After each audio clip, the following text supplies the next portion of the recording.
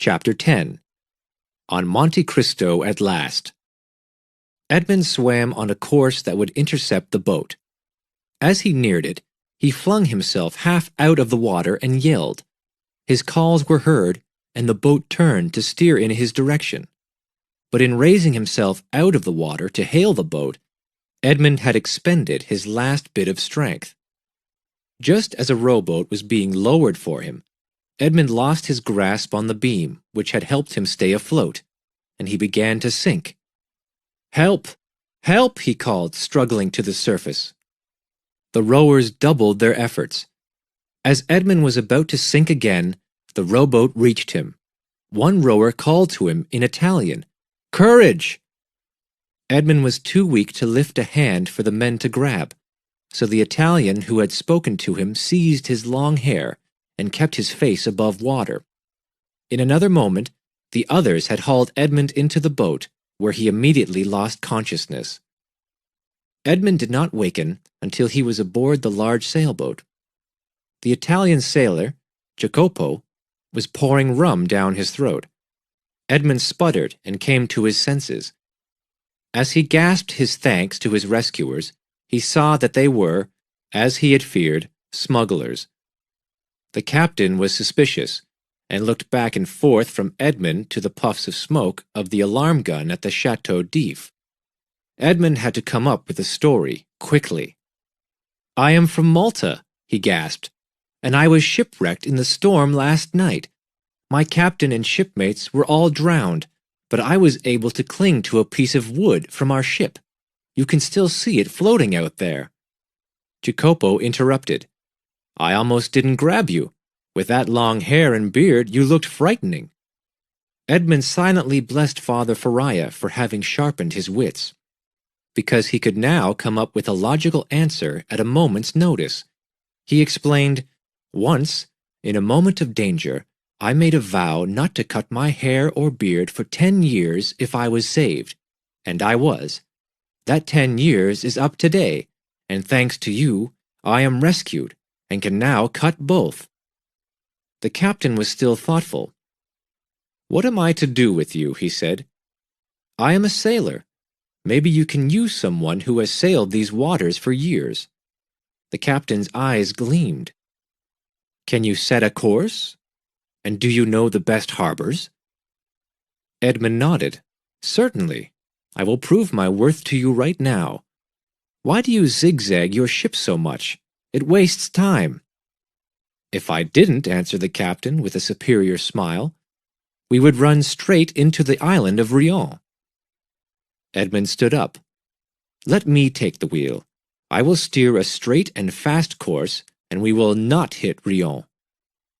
The captain's attention had now shifted completely away from the alarm gun. "All right. Show me what kind of sailor you are." Edmund took the wheel and gave orders about the amount of sail. Gaining speed, he steered the ship past Rion, coming close, but not dangerously so. "Well done," said the captain, very impressed. Jacopo and some others gave a cheer, for they enjoyed good seamanship. After this proof of his abilities, Edmund was hired for the duration of the voyage to Leghorn, a city on the western coast of Italy. Jacopo gave him trousers and a shirt. The Italian sailor had adopted Edmund as a special friend, since it was he who had rescued him. By the time the ship reached Leghorn, Edmund was rejoicing again in the life of a free sailor. The captain entrusted the ship more and more to him, for everyone could see that Edmund's seamanship was superior. At Leghorn, the captain begged Edmund to stay with him, and he did so. They took on cotton and tobacco, on which no duty had been paid, and sailed with that cargo to the island of Corsica. There, they smuggled it to another ship, which planned to carry it to France. For this venture, all hands received 100 francs apiece, and were highly pleased. Edmund made several other voyages with illegal cargo, and they were just as successful. He regained his strength from the good food, clean sea air, and regular exercise. But imprisonment had caused an unusual change in his body. As a young man at sea, Edmund had the sunburned face of a bronze god, but now, in spite of the hot Mediterranean sun, a permanent pallor marked his face. Jacopo continued to be his friend, and Edmund taught him to handle the ship. The Italian was overjoyed by this, for such knowledge would enable him to rise above being just a deckhand. Jacopo often asked Edmund if he were not someone other than a mere sailor, because he spoke and carried himself like a person of refinement. Edmund would only smile and not answer. One night, when they were on shore in Leghorn, the captain took Edmund to a tavern for a meeting with other smugglers. There, they were asked to take on a shipment of Turkish carpets, avoid paying duty, and transfer it to a ship bound for France. Some deserted island would be selected where the cargo could be transferred in privacy.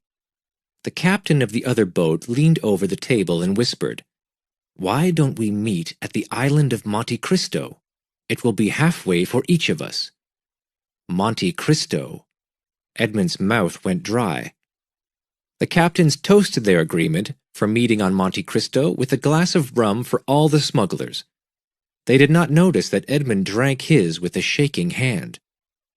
Edmund's boat arrived at Monte Cristo ahead of schedule, but his shipmates had no interest in going ashore. The island was uninhabited, rocky, and full of caves. Edmund announced that he would go ashore to try to shoot a wild goat for their dinner. Jacopo offered to go hunting with him, but Edmund put him in charge of building a fire on the beach to roast the meat. Edmund walked quickly into the interior of the island and toward the caves. He never hesitated in his direction, for in his mind he saw Father Faria's map and heard the priest's instructions. When he reached the mouth of the correct cave, he sat down and did nothing for a half-hour. He wanted to be sure he had not been followed for some innocent reason. When he was sure he was alone, he walked into the cave, his heart beating wildly. He concentrated. The back of the cave, the right stone moved, the corridor, the hidden spring. A door rolled back. Edmund stepped into the dark room beyond. After 14 years in his unlighted dungeon, Edmund had no trouble seeing in the dark. In a second, he would know if the jailers had been right about Faria being a mad priest. He looked around and gave a great sigh. Father Faria had not been mad. Cardinal Spada's treasures lay before him. There were diamonds as large as eggs, rubies carved into roses, silver platters engraved with historical scenes, and piles of gold bars.